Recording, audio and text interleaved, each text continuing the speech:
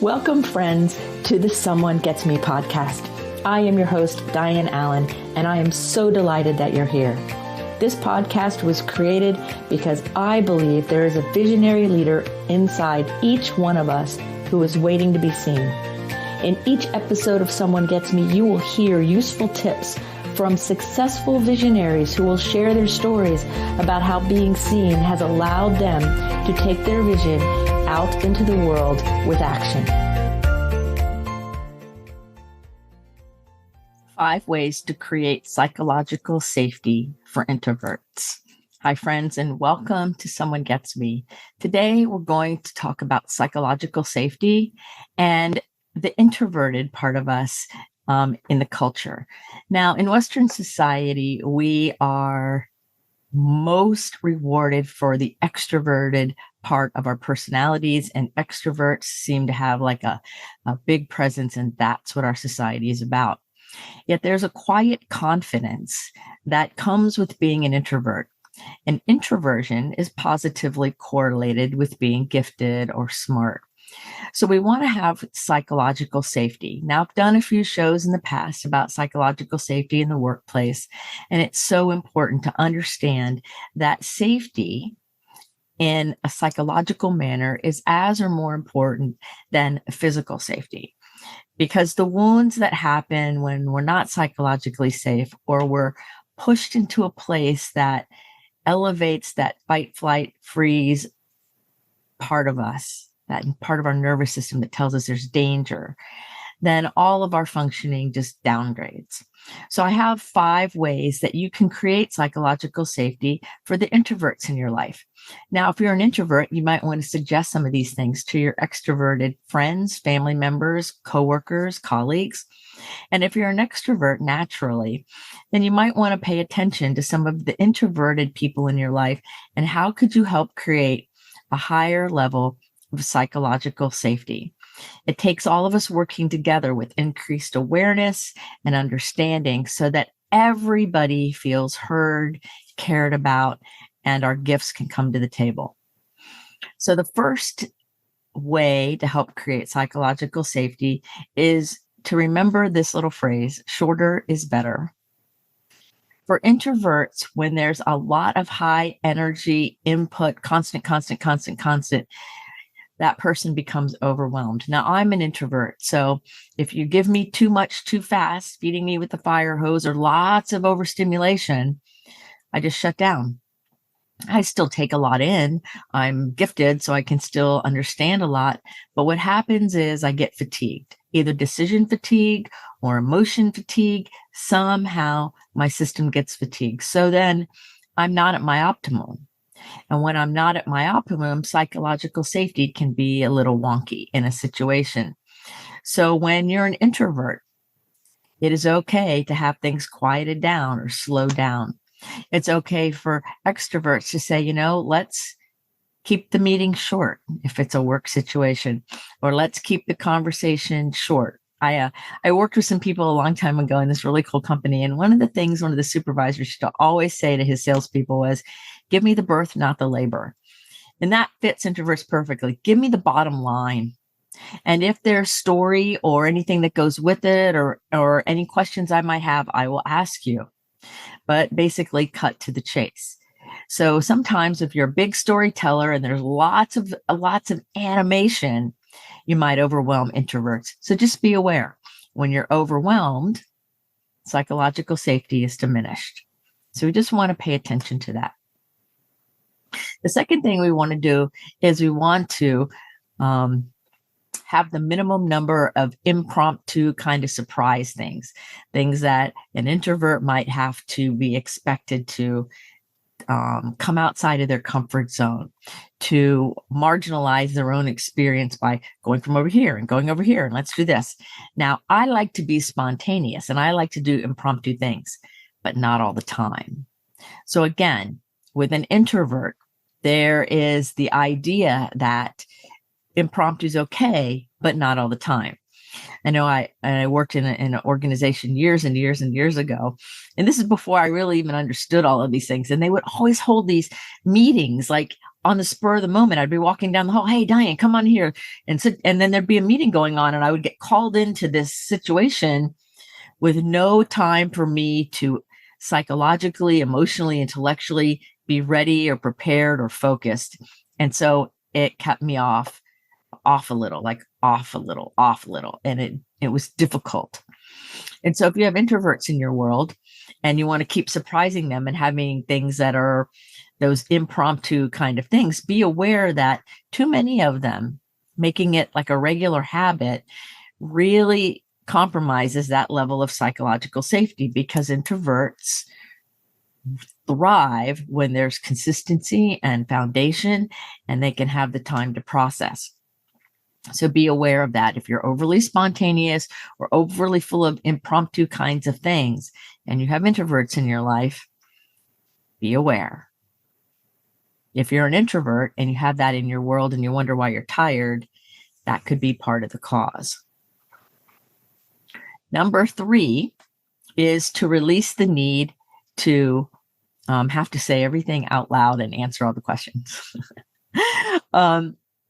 As an introvert, we often need time to kind of put together all the facts and all the situations and all the ideas and crystallize what our actual opinion and thoughts are about something before we say it out loud. And extroverts, however, sometimes do it on the opposite. They'll say it out loud, right? And that's part of their processing. So it's a different processing thing. And so when we try to force an introvert to give their public opinion prior to giving them a chance to assimilate and put things together, we again create an unsafe environment. So if you're an introvert, set the boundary. There have been times where people will have asked me, like, what do you think about this? And I haven't had a chance to put it all together. And I will say, well, give me a chance to put it all together. And I will let you know when I come up with what I really believe or feel. So it's okay to set the boundary, and it's okay to understand that all of us process things differently. Our executive functioning is different. Everybody. So some of us like to process out loud. Some people put it all inside and kind of incubate and marinate, and then the idea comes forward. So forcing public expression is creating a crack in the psychological safety, especially for an introvert. So it's kind of like if you're in a class, and I remember this in high school, it used to happen in junior high school. I knew that all of us had to share whatever the thing was. And I knew the information, but I was so nervous waiting for when are they going to call on me, and that it would bother me some, like I was already tired before it was my time to talk because I was nervous about, is it going to be me? Is it going to be me? Those kinds of surprises, those kinds of things don't feel real safe to an introvert. The third thing is creating space to ask questions and to share and talk. Because I went to this workshop one time and we sat down at the beginning of it, and I didn't even know who all the speakers were going to be. I think there was going to be 2 or 3 people. And there were these cards on the desk, and the person facilitating the workshop said, okay, write down on those cards any questions you have for the speakers. Now, they hadn't even been introduced yet. All I knew was the title of the workshop. And I said, well, how do I know what questions to ask if I don't know the possible answers, if I don't even know what's happening, or I don't have any information from these people in order to have a question? And a lot of people laughed at me, like out loud. I thought it was a legitimate question, because for introverts, we want to have some way to have space to process whatever it is the questions are that we might have. The other thing that goes with this is a sense of dialogue. Like sometimes introverts crystallize everything on the inside and then say it. Sometimes it's important to be able to think out loud. And like when I said, how do I know if I have any questions before anybody talks, I was really kind of mumbling it to myself. I didn't raise my hand and ask for attention to say that. I was like, how am I supposed to come up with a question if I don't have any content to know what the question is? Inside my reality, that was a viable situation, but I didn't realize saying it out loud, a lot of people would hear me and think it funny, because introverts require that space to know when to ask questions, what to ask questions about, what the focus is. There's so many nuances. where extroverts can keep moving and moving and moving, and introverts do it internally. So sometimes it looks real different.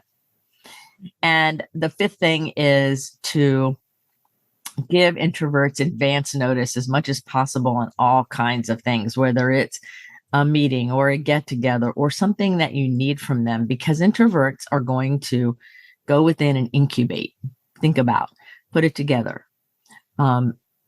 And that's a different process. There's nothing wrong with it. There's nothing wrong with being an extrovert and doing it differently. What matters is that we realize that no two people are the same. It's a true level of diversity in our neurology, our executive functioning, and our thought patterns.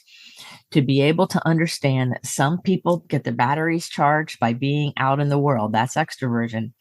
Introverts get their batteries charged by going within and reflecting and looking at and pondering and incubating, right? All of those words go with introverts. There's no wrong answer. And then, of course, there's ambiverts that do a little of both. And a lot of gifted people, we do a little bit of both. We're a little bit extroverted, a little bit introverted. I was interviewed on a podcast about introverts in business.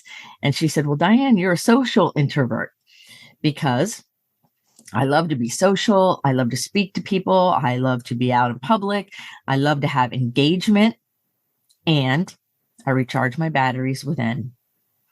So just because somebody looks social and they're engaging doesn't mean that they're an extrovert. It doesn't mean that they're out there recharging their batteries from the outside, and introverts recharging their batteries from the inside. So we like to have advance notice, especially if it's something that you're going to want me to be attentive to or have information for or have a meeting, because it's going to take a time for me to be able to process what it is that's needed, make sure I have it, and all of those things. And I do it within, and I charge my batteries within. So if you have introverts in your life, give them a little bit of a heads up, give them an advance notice on things that are important, because it helps the processing. So again, there's no wrong way here. I just want to talk about the idea that being psychologically safe is vital to healthy human relationships in work, in families, and in friendships everywhere, knowing that we're safe. And the way that we know we're safe is by the experience of engaging with others. Like, do they respect my boundaries, just like I respect another person's boundaries? Do people do what they say they're going to do and don't do what they say they're not going to do? That's integrity. The people who say one thing and do something else, that is a lack of psychological safety. And that is something that introverts really, really struggle with dealing with, because they take everything in and ponder and think about and massage. So we want to have a level of psychological safety. So people with integrity that do what they say they're going to do, and things are consistent and predictable and have a rhythm to them, help introverts make a really great foundation, so that then when they do need to be impromptu, or we do need to do something on the spur of the moment or something like that, there's enough resources and enough inner energy to come out of our comfort zone for a little while and do something else. So, and consequently, or also not consequently, also with extroverts, they love to be out there. I have some extrovert friends that love to be out there all the time. And so sometimes when it's time to be quiet a little bit or go within, you got to give them a space to be able to learn how to do that or be in that space, because all of us have ups and downs and ways to do things that are unique to us. I believe that neurodiversity has to do with each one of us, because all of us are different. No two people are the same, which then means that we're all diverse in some level. So to understand yourself, first you go within and pay attention. And then it's up to us to educate the people around us what our needs are, or how we process, or what we do. If you're an introvert, it's important that you know yourself and then you educate others. If you're an extrovert, it's important that you know yourself and you help educate others how it is you operate and what creates the highest level of psychological safety for you. Well, I hope these 5 tips in this kind of shorter episode have really helped you understand that psychological safety is important, and that for introverts, there are some considerations that we want to take into account because we live in an extroverted world. So remember to have advance notice for things and release the need to share everything out loud first. It's okay to ponder and think about it and come back to it in a public forum. Remember that sometimes shorter is better. You don't have to be real wordy. It's okay to be concise. You want to avoid having surprises and impromptu and improv kind of things that keep you off balance. And of course, you want to create the space to ask questions and have an open dialogue. All of these things are so important for healthy relationships in the workplace, in the home, in the family, with your friends. So understand, we're all different, yet we are all beautiful, amazing, creative beings. So I hope these things have helped and offered you insights and inspiration today on Someone Gets Me. And remember that you're a rock star and you're here on purpose with a purpose. Until the next episode, be well. Thank you for listening. I trust you gained some valuable inspiration and information. Please join me and other visionaries in the Someone Gets Me Facebook group. Or for more information on my services and additional episodes, visit someonegetsme.com. Again, thanks for listening.